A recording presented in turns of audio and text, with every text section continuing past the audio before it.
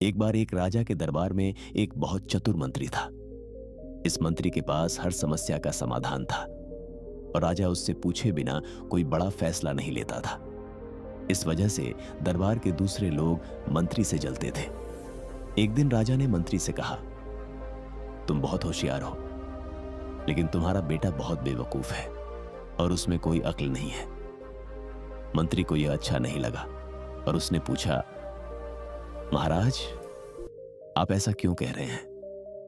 आपको क्यों लगता है कि मेरा बेटा बेवकूफ है?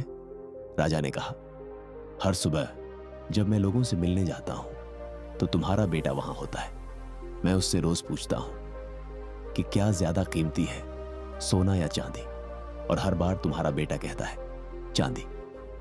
यह सुनकर दरबार में सब लोग हंसने लगे और मंत्री को बुरा लगा।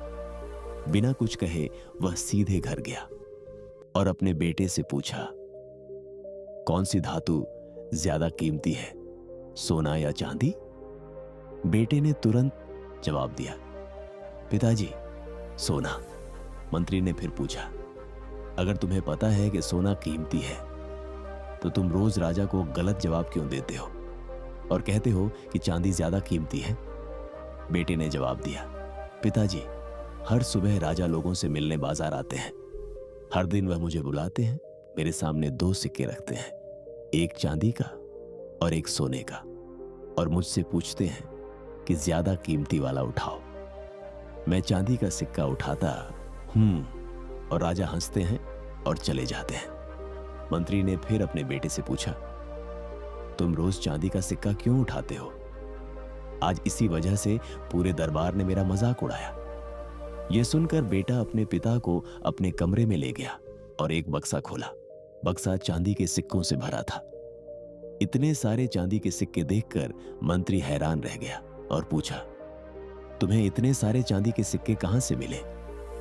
बेटे ने जवाब दिया, पिताजी, ये वही सिक्के हैं जो राजा मुझे देते हैं। जिस दिन मैं राजा को सही जवाब दूंगा और सोने का सिक्का उठाऊंगा, वह मुझसे यह सवाल पूछना बंद कर देंगे और मुझे रोज चांदी का सिक्का मिलना बंद हो जाएगा।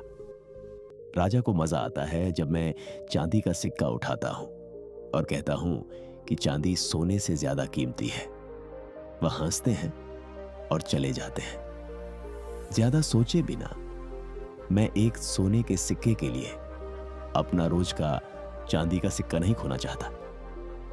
यह सुनकर मंत्री को अपने बेटे पर गर्व हुआ और वह समझ गया कि भले ही लोग उसके बेटे को बेवकूफ कहते थे, लेकिन उसके बेटे की समझदारी कुछ ऐसी थी जो सिर्फ एक समझदार इंसान अब समझ सकता था कि जब भी कोई उसके बेटे को बेवकूफ कहता तो मंत्री मुस्कुराकर चले जाते। दोस्तों, आपने शायद देखा होगा कि कुछ लोग थोड़ा सा काम करते हैं और उसका बहुत बड़ा दिखावा करते हैं, जबकि दूसरे लोग बिना दिखावा किए बड़े बड़े काम करते हैं। अगर आपको पता है कि आप जो कर रहे हैं वह सही है, तो इससे कोई फर्क नहीं पड़ता कि लोग आपको बेवकूफ या पागल कहते हैं। दुनिया अक्सर उन्हें पागल कहती है जिन्हें वह समझ नहीं पाती। इसलिए अगर आप यह कहानी और लोगों के साथ शेयर करना चाहते हैं तो कृपया इस वीडियो को लाइक करें। मैं अगली बार ऐसी ही एक और कहानी के साथ मिलूंगा। इसलिए धैर्य रखें, आभारी रहें और जीवन में आगे बढ़ते रहें।